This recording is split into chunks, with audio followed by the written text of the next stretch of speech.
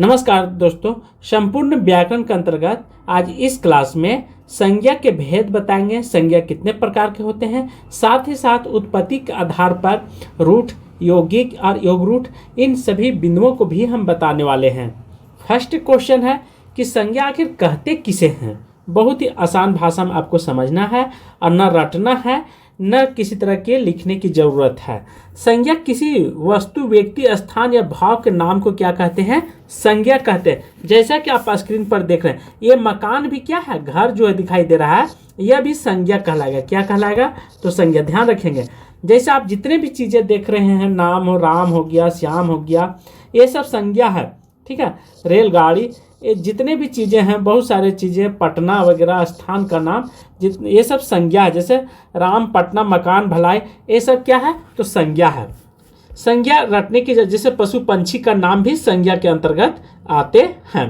संज्ञा के भेद यदि पूछेगा, बिहार स्टेट में आया हुआ था, तो बिहार स्टेट में यदि संज्ञा के भेद बताएंगे तो आपको 5 लगाना है। कौन कौन? जातिवाचक, भाववाचक, व्यक्तिवाचक, समूहवाचक और द्रव्यवाचक। कितने हो गए? तो टोटल 5 हो गए। यह बिंदु का आपको ध्यान रखना है। यदि उत्पत्ति के आधार पर पूछेगा, ठीक है, यहाँ पे देखिए उत्पत्ति लगा हुआ है, तो उत्पत्ति के आधार पर पूछेगा संज्ञा के भेद, तो आपको वहां पे 3 लगाना है। क्या लगाना है? 3। कौन कौन? रूट, यौगिक और योग रूट होता है। आंसर कितना देना है? तो 3 लगाना। ख्याल रहे हमेशा माइंड में कि उत्पत्ति के आधार पर केवल संज्ञा के भेद पूछेगा, ठीक है, तो 5 लगाएंगे, और यदि उत्पत्ति लगा दिया है तो 3 लगाएंगे।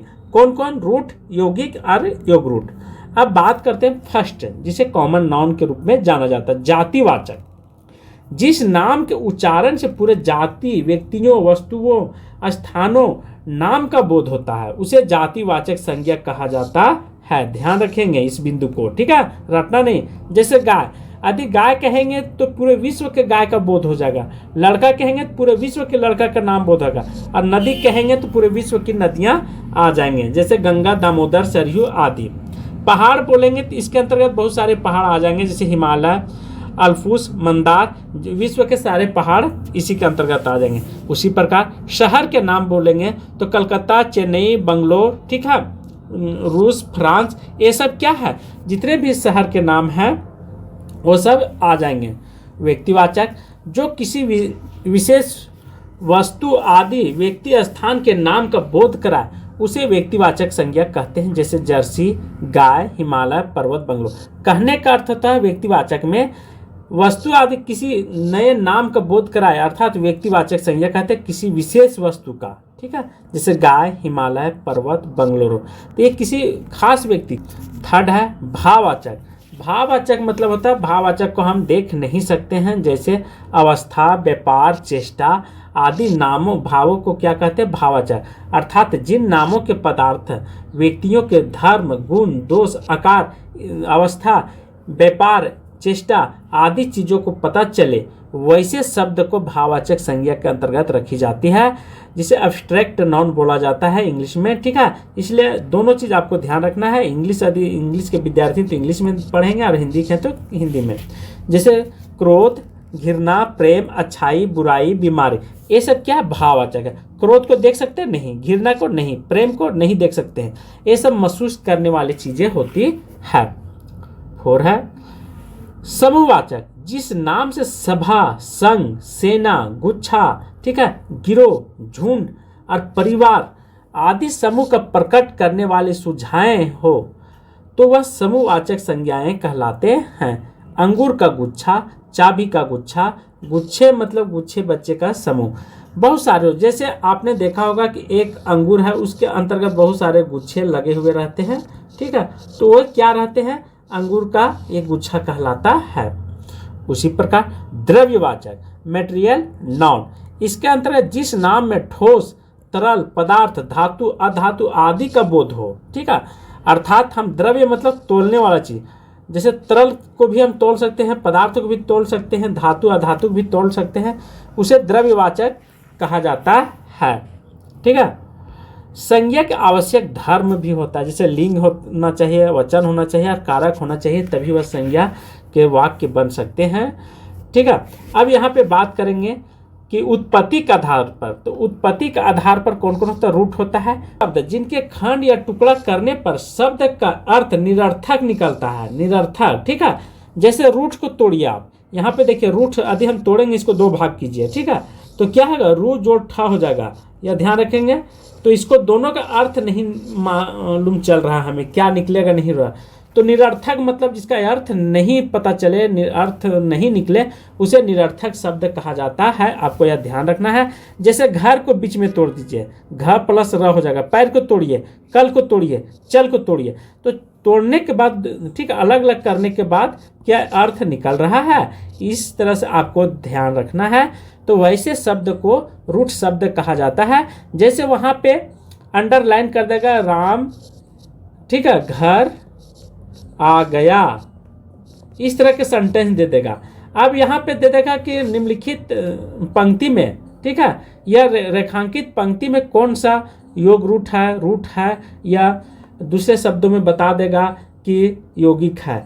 तो आपको यहाँ पे ध्यान रखना है कि रेखांकित लाइन के बारे में चर्चा करा, तो रेखांकित लाइन कौन हो जाएगा? घर। तो घर को यदि तोड़ेंगे तो दो अर्थ नहीं निकल रहा है, तो अर्थात हम इसको रूट कह देते हैं। जैसे किसान लोग कहते हैं कि जब किसान का फसल पैदा नहीं होता जिस जमीन में, ठीक है, तो वह बोल देता है सीधा कि यह रूट खेत है, मतलब इसमें उर्वरक की शक्ति कम है, पैदा नहीं होता है, ठीक है, कोई फायदा नहीं, अर्थ नहीं निकलेगा। उसी प्रकार व्याकरण में भी आपको समझना है, ठीक है। अब सेकेंड है यौगिक, वह शब्द जिनके खंड या टुकड़ा करने पर शब्द सार्थक अर्थ निकलता है, उसे यौगिक शब्द कहते हैं। क्या कहते हैं? यौगिक शब्द कहते हैं। रसोई का घर, पाठशाला, विद्यार्थी और पुस्तकालय। अर्थात कहने का अर्थ है कि रसोई का घर, पाठशाला, विद्यार्थी और पुस्तकालय का यदि हम तोड़ेंगे रसोई, तो रसोई, ठीक है, रसोई जोड़ घर निकलेगा। मतलब यह ऐसे तोड़िए, रसोई दोनों शब्द सार्थक होगा, रसोई प्लस घर। पाठशाला, पाठ जोड़ शाला निकलेगा, तो दोनों का अर्थ निकल जाता, पाठ जोड़ शाला, ठीक है। विद्या जोड़ अर्थी, जहाँ विद्या की मतलब विद्या जहाँ पे अध्ययन की जाती है, पुस्तक जहाँ पुस्तक रखी जाती है, तोड़िएगा तो दोनों का अर्थ निकल जाएगा। तो ऐसे शब्दों को यौगिक बोला जाता है, आपको ध्यान रखना है, ठीक है। उसी प्रकार योगरूठ के बारे में चर्चा करते हैं। योगरूठ आखिर कहते किसे हैं? वह शब्द जिनके खंड या टुकड़ा करने पर शब्द का अर्थ निकले परंतु खंड शब्द का अर्थ भिन्न हो जाता है। क्या हो जाता है? भिन्न। अर्थ तो निकलेगा, जैसे पंकज, पंकज को हम लोग तोड़ेंगे, ठीक है, तो इसका अर्थ हो जाएगा पंख प्लस ज हो जाएगा। ध्यान रखिएगा, यह बात आपको कोई नहीं बताएगा इतनी सारी चीजें, ठीक है। तो पंख का अर्थ होता है कीचड़, इसका अर्थ हो जाएगा, क्या हो जाएगा? कीचड़, ठीक है। क्योंकि देखिए पंकज जो होता है, जो कमल का फूल है, ठीक है, वह कहाँ पे खिलता है? कीचड़ में। और ज का अर्थ हो जाएगा जन्म लेना, ठीक है, जन्म, मतलब कीचड़ में जन्म लेना, इसका अर्थ क्या हो जाएगा? कमल हो जाता है। कीचड़ में कौन जन्म लेता है? तो कमल होता है। तो तीसरा अर्थ निकाल देता है, ठीक है। टुकड़ा करने के बाद जिस शब्द का तीसरा अर्थ निकल जाता हो, यह बात आपको ध्यान रखना है, ठीक है। दोनों मिला देंगे तो देखिए खंड किए तो दो टुकड़ा है, दोनों का अर्थ अलग अलग हुआ, और लेकिन एक क्या हुआ? तीसरा अर्थ निकला खंड करने के बाद। यही चीज योग रूठ में बोल रहा है परिभाषा, ठीक है। तो आपको रटना नहीं, केवल ध्यान देना योग रूठ पर विशेष करके, बाकी दो तो रटना ही नहीं है। संज्ञा कभी रटने की चीजें नहीं है, केवल एक झलक आपको पढ़ लेना है, सुन लेना है, और फिर उसके बाद क्वेश्चन आंसर आपको सॉल्व कर लेनी चाहिए।